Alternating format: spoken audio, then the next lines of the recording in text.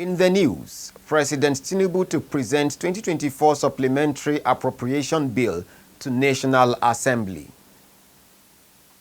Kogi First Lady restates commitment to championing menstrual hygiene management promotion.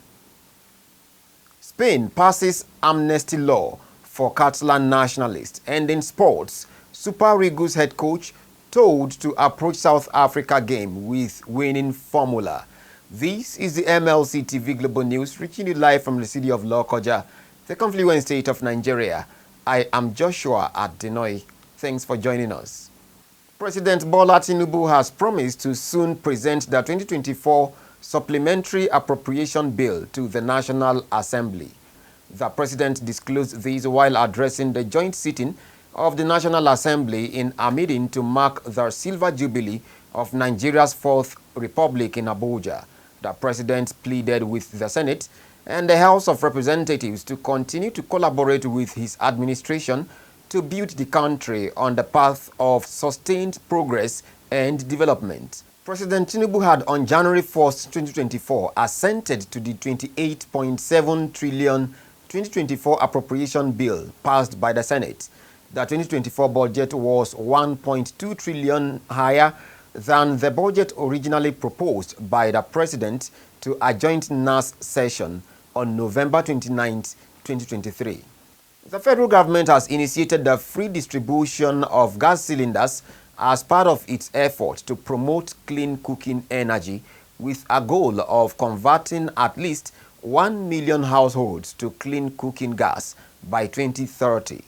The program, titled LPG Grassroots Penetration under the Decade of Gas Initiative, plans to distribute around 250,000 gas cylinders to women in rural areas across the country. At the launch of the program in Apori settlement area of Abuja, the Minister of State for Petroleum Resources, Ekpo, stated that the present administration is committed to boosting domestic gas consumption. Ekpo, who oversaw the distribution of 1,000 gas-filled 3 kg cylinders to rural women from the 6th Area Council of the Federal Capital Territory, explained that the government's advocacy for gas usage as the primary cooking fuel would enhance the health of women and girls who are most vulnerable when using traditional cooking fuels. Kogi First Lady Sefinat Ododo has reaffirmed her commitment to championing the cause of menstrual hygiene and promoting a period-friendly world for the women and girls in the state. Sefinat gave the assurance in Lokoja at an event to mark the 2024 Menstrual Hygiene Day organized by Heal for Africa Initiative, HFAI. Represented by the Kogi State Commissioner for Women Affairs, Fatimat Momo, the governor's wife pledged her support for the initiative and outlined her plans to improve menstrual hygiene, among others, in the state. She commended the founder of the foundation, Dr. Kelechi Okoro, for the NGO's activities in the confluent state, emphasizing the importance of breaking the silence and stigma surrounding menstruation. The Secretary to Kogi State Government, Dr. Folashade Ayoade, called on other female leaders to support the initiative and urged government officials and stakeholders to join the movement for menstrual hygiene sensitization, especially in schools and in communities. Moved by passion to inculcate the culture of farming in Nigerian youth, the wife of Olu of Warri, Olori Atuwatse III, has renewed the call to bring back school farming into the curriculum of secondary schools in the country. This, the Olori said, is aimed at encouraging the young ones to take to farming early enough as an alternative means of self-sustenance. Olori Atuwatse III made the call at the flag-off campaign of a sizable farmland while planting a crop at the Love Garden at Domnigos College, Ejegba, in Warri South local government area of Delta State. She highlighted that regardless of one's educational attainment in life, farming remains key in boosting revenue base of any nation and that of an individual. She explained that her secondary school Love Garden initiative which had been on in the last 2 years, was designed to stimulate farming awareness in youth, irrespective of gender at early age. The Olu's wife noted that the school farming could serve as positive roles in building confidence and entrepreneurial skills in children. The Association of Medical Laboratory Scientists have called on the state and federal governments to employ more manpower to meet up with the present situation many hospitals are facing. The chairman of the association in Kogi State, Samuel Obajemo, made the call when he appeared on the Malachite TV program, Health Med Info in Lokoja. Association of Medical Laboratory Scientists of Nigeria, Kogi State branch, has come on board. We are ready to work with the state government. We are ready to collaborate with them. We need the state government to also help us to ensure that the manpower is increased in the state, in all our hospitals, in HMB, in KSSH, in PAUST, and every institution that has to do with the state government. So please, we need more manpower. Number two, we need sophisticated equipment, like molecular equipment, PCR, and so on, in all our hospitals. He said the association is poised to change the narratives as they prepare for medical items production in the state and equally seek more support in acquiring a befitting venue for the production site and secretariat. We are ready to go into production that will boost the economy of the state. This place will be an economic hub by the time we start this production. And people will even, rather than going out to buy all these things, they will start coming here. And the money that the state is spending outside, we'll spend it within. And we can use it for some other things. We can channel it to some other things. So they should help us. We need an edifice or a site where we can have a piece of land and have a production center and our secretariat. So we call upon the state government and particularly His Excellency Alhaji Usman Ododo to help us in this vein, and for sure you will get the best of us. The chairman also appealed to Kogi State government to consider their welfare package. We are also looking at the state government to help us improve the payment package, the salary package of our members cut across the state, because this is one of the reasons why people don't want to even stay in the state. They run out of the state to where there are better packages. So we want the state to improve on CONHES. Up till now, they have not been collecting 100% CONHES. The association, however, frowned at many quackeries springing up in the state and promised to go after them. We also want you, the state government, to help us, collaborate with us. And we'll collaborate with you to ensure that there is clampdown on quackery in the state, to ensure that the health of the state remains improved. The Nigerian Customs Service, NSC, has condemned a viral video showing its officers in a confrontation with Vehicle Inspection Officers, VIO, at the AYA roundabout, Abuja VIO office. The service, in a statement by the National Public Relations Officer, CSC Abdullahi Maiwada, expressed empathy for those affected and disassociated itself from the actions of the officers involved. He said the incident is under investigation, promising that appropriate disciplinary measures will be taken to prevent future occurrence. The Comptroller General of the Custom, Bashir Adewale Adeniyi, and his management team emphasized their commitment to professionalism and interagency cooperation, adding that they will not tolerate any actions that may jeopardize their commitment. Edo State Governor Godwin Obaseki has commended the German government for their role in tackling human trafficking and illegal migration in the state.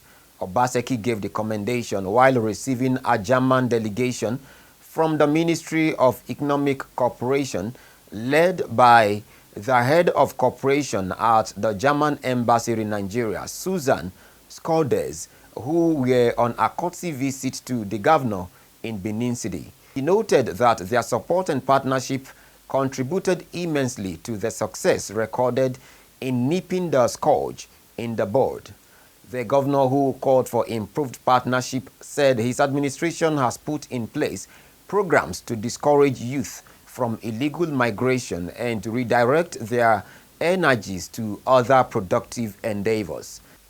Earlier, the leader of the delegation, Susan, said the visit was to see what they are implementing and explore further areas of cooperation with the state government. Susan commended Governor Obaseki for his strides, especially in the areas of digitization and economic development. We go on a short break now. We'll be right back.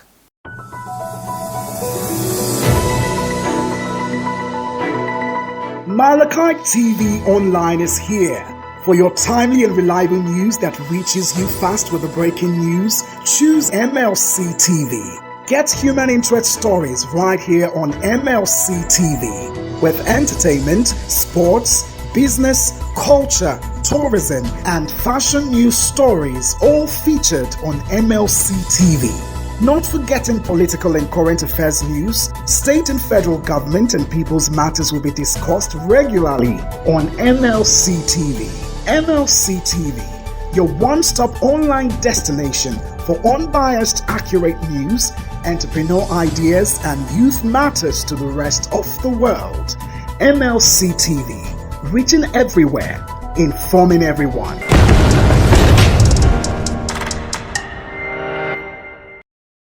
Welcome back. On politics, an All Progressives Congress APC stalwart, Jimor Otori OTAN, has congratulated Governor Ahmed Usman Ododo on the affirmation of his victory at the November 11th governorship race in Kogi State.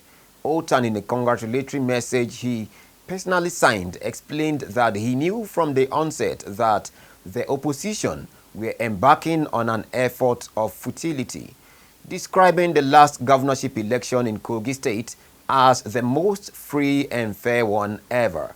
He explained that the few months Governor Ododo has spent in office have been eventful, noting that the victory will further give him an ample time to keep delivering on his electoral promises.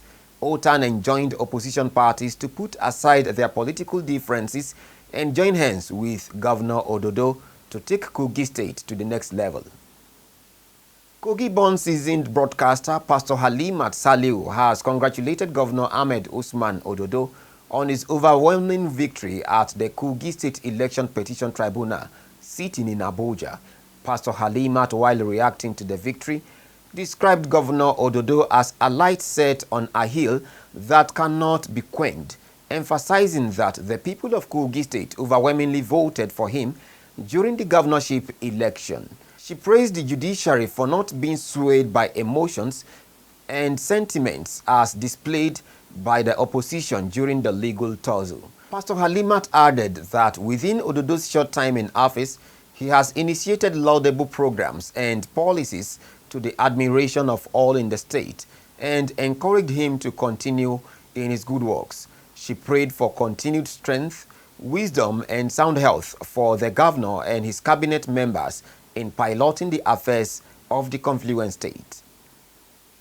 On the foreign scene, Spain's Congress has approved the government's contentious Catalan amnesty law, which has now overcome its final parliamentary hurdle ahead of its implementation.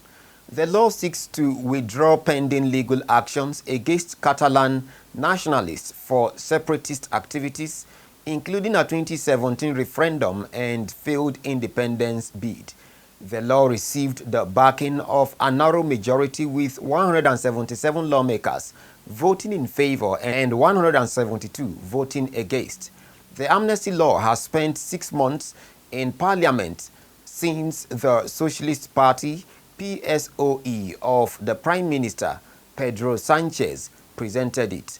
It was approved in a parliamentary congressional vote in March before going to the opposition-controlled Senate, which delayed the bill's passage but was unable to block it altogether. Once the law is published in the official gazette, judges will now have 2 months in which to apply it, though it could still face legal appeal, but they are not expected to hinder its implementation. The amnesty is expected to benefit nearly 400 Catalan nationalists who have been facing legal action since November 2011.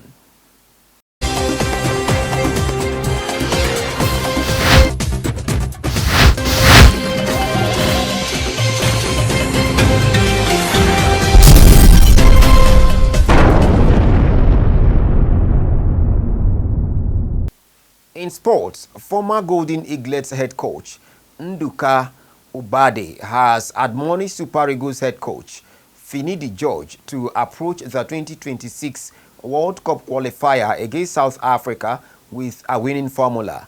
In a chat with sports writers, Obade noted that Finidi has the experience to achieve positive results with the Super Eagles. He, however, urged Nigerians to encourage him and not to criticize him whenever he makes mistakes. Morocco's Ayoub El Kabi was the hero as he scored the goal that gave Olympiacos a 1-0 win against Fiorentina in the UEFA Europa Conference League final on Wednesday night. El Kabi scored in the 116th minute of extra time to give Olympiacos their first ever European title. For El Kabi, it was his 11th goal in this season's Europa Conference League knockout stage. This means he is the first player to achieve the feat in a single UEFA club competition knockout stage, as he has surpassed the feats of Cristiano Ronaldo, Karim Benzema, and Radamel Falcao. El Kabi is as well the first non-European player to score 14 goals in major European competition in a single season since Lionel Messi netted 14 in the 2011-2012 Champions League.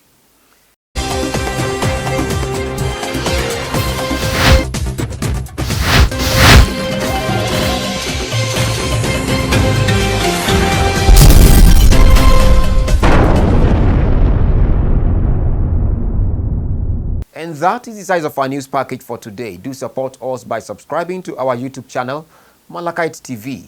Like and follow our Facebook pages, MLC TV, MLC TV 2, MLC TV Yoruba, and Ebiravabe MLC TV. Instagram, MLC TV 2021, X handle Malachite TV, and TikTok, Malachite_TV.